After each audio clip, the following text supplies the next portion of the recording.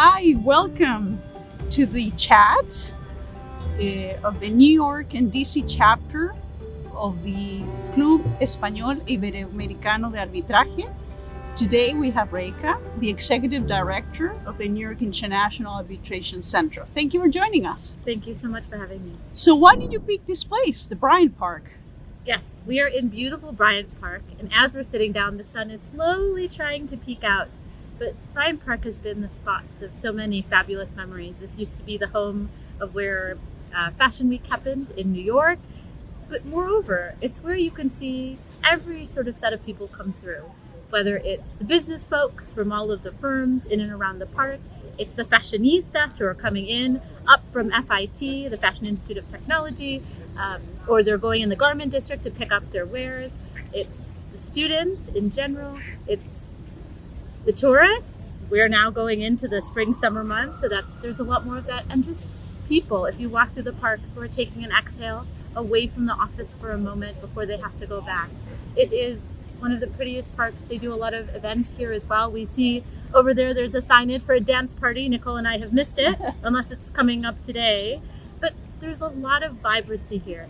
As a random aside, Bryant Park is also apparently rated the best public toilets in New York. Apparently they're monitored very well. But you can also check out books from the New York Public Library and sit outside. There's a little check-in. So this idea of bringing a library accessible to the public in an outdoor fashion, it's quite innovative for us here in New York, and it's really lovely. And do you have a nickname? I do. So in the 70s, when my parents immigrated from India, they gave me the name Rekha. My sister also had a cultural Indian name. But they were very worried with assimilation that people would ask, or have trouble. Is there another name we can call you by? Or how do you say it? And so both my sister and I were given American middle names. So my middle name is Pamela, named after a famous actress, either from Dynasty or Dallas back in the day. My grandmother picked it. And so I often find when I'm giving restaurant reservations, it will be under Pamchari, a shortened version of my middle name, Pam, and a shortened version of my last name, Rangachari. So Pamchari is my alias at restaurants, but I often find I can't remember which one I made it under, my given or middle name. And so the joke between my friends is, which name is it under? But in any case, I don't really use Pam. I am so lucky to work, not only to have a name where people really try and they get it right, but to work in a space like international arbitration where having these culturally influenced names is something that people embrace and want to get to know and get to know right. So I really feel blessed. Lots of names in any case. Wow. So your parents were certainly inspired when they named you and your sister. Who inspires you? So I'm lucky, I feel, to be inspired by so many. We all have so many people all around us. But right now I'm really jiving in thinking about my grandmother, who I recently visited in India. My grandmother was born in the 1930s in South India, at a time when India was going through a big change. Independence was on the horizon, but her parents felt very strongly that both her and her sister should be educated, and so they did get educated. And then post-independence, when India was coming into its new era, she really wanted to be a chef. And so at a time when women were really valued at home, instead of in the workplace, she opened a snack shop and taught folks, more so bachelors at that point in India, how to cook snacks and how to cook light and easy meals, how to be able to live on their own when they went into bigger cities to work. And so she opened that shop, and she was encouraged not only by her parents, but also by her husband to do this, to work outside of the home. She became a fabulous chef and had a snack shop for a very long time. It's actually a snack shop where relatives and friends used to meet.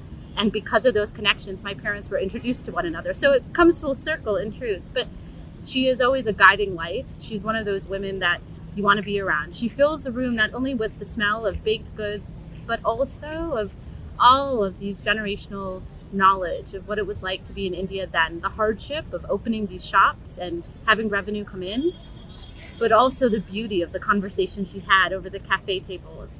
So she is a big inspiration, as was her father, my great-grandfather, who was a freedom fighter with Gandhi back in the day. So I understand where she gets her tenacity from to do it, and I hope that we carry that with us into the new generations. Wow, that's an amazing story. And moving to your line of business, arbitration, after years of experience in the field, what is the funniest thing you've ever experienced at a hearing? So, for the audience, NIAC is a multi-part organization. One of that aspects, one of the big tranches, is that we run a hearing center. And so, at a hearing, you get to see the best and the worst of anyone. They are under mega pressure, big stakes, clients watching. And so it's interesting to me and colorful to see how people deal with that stress, a lifetime even of stress. One instance where this just to highlight how we all deal with it differently. I remember it was in the middle of proceedings, and one of the associates runs out of the hearing room, and he, in a middle tone voice, says to another lawyer who had stepped out from the hearing was still in session, the associate said, "I quit," and then ran into the elevator bank and disappeared. And I remember thinking, now, I wonder if he's thought through this, but notwithstanding, what happens next? And life will play out as it does, but it goes to show that lots of things happen in any moment. We never know how we're going to react under pressure, and to be an observer in those moments, it always just reminds me, take stock, take a moment, appreciate that there's this moment, and then there's one that follows, and then several more. And we hope to always be our best selves, but the truth is that that's hardly true. So be the best you can be in that moment, but be true to who you are. Wow. And since you've seen so many people perform at hearings, among other places, if you had to choose 3 words that defined you as an arbitration practitioner, what would they be? Creative, I think, both in how I approach my job, which has so many elements of no day being the same. And so how do we build this thought leadership body to have impact? And I think we've done it in so many ways. But I've been able and have the luxury to be creative because of the board of all of these phenomenal lawyers that supports NIAC, including Nicole, your firm, but there are so many. But it's that fun of getting to talk to them about how do we build for the next 10 years. NIAC just completed its 10th year, going into its 11th. So creativity. And then I think I would add to that to be kind and smart. Smart is a given in our world, both smart in how we interpret the law and we apply the law, but smart also in how you enter a room, how you lead a room, how you consider how you approach folks and in what order of things, how you put them at ease. And then kind, which I think is an underrated quality. But to me, I get the luxury of seeing every stakeholder type walk through the doors of NIAC, from them being a JD or LLM student, for example, all the way up to being a senior practitioner, whether that's a senior partner or an arbitrator. Everyone, including all those in between, have to feel welcome at NIAC. Many times when LLMs and JDs come through the door, for the first time at NIAC, they meet people that they will later interview with, that they will later become part of that firm or part of that ecosystem. How marvelous that it could happen at NIAC. But how do we keep everyone engaged is a question I ask myself a lot. And to me, the only way to do that is to be able to be kind and relate to every aspect of it, whether or not I understand it fully, because that is an important voice we need to reflect in the tapestry of what NIAC does. You mentioned students, right? And probably you do mentor many of them. What is the best advice that you have received in your arbitration career, thinking back? So smart, there were a jurist I worked with once who now sits on the federal bench. In my early years as a law student, said to me, of course, be smart in all of the ways that I said. But he also said, be clear. I said, what does that mean? We all focus on being clear. He said, no. When you draft items, clarity is everything. Do not bring in all of these levels of your great intelligence to try to demonstrate the most complicated, the most esoteric of a case. Your good analysis and clear writing should be able to be easily read, that even a layperson could pick it up and understand the crux of the case. That is good legal writing. And it makes me think of Stephen King's book on writing. So much about that is how do we relate to our audience, and it changes depending on the intended audience. But to be clear as well as precise, that's everything in our world. And what are the qualities you most admired in an advocate and the ones you dislike the most? So whether one likes or dislikes somebody, I think I assess against how reasonable are they in a situation.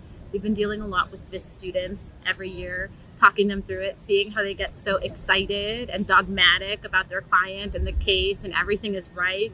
And the truth is, in that any situation, we, both in life and in work, there is good and bad, and we have to accept all of those pain points to put forward a good case.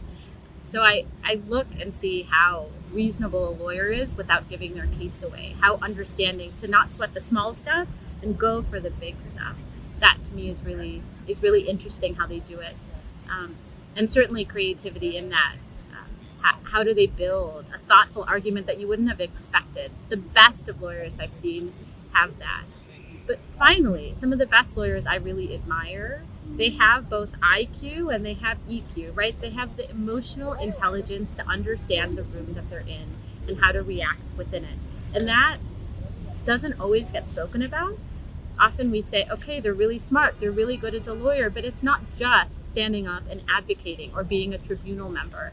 It's also listening, which I laugh when I say that because time and time again I go to programs, NIAC programs even, where there's a Q&A section and 3 to 5 different people all raise their hand, stand up, and they offer a comment in lieu of a question that the speakers can respond to. We've gotten so used to advocating and speaking, and EQ is also about listening, right? And so I value the people that do that really well, the symbiosis between both speaking and listening. Well, thank you so much for that advice and for joining us. Beautiful park, sun is not out, but this interview has been sunny and really, really thoughtful. Thank you so much. Thank you so much.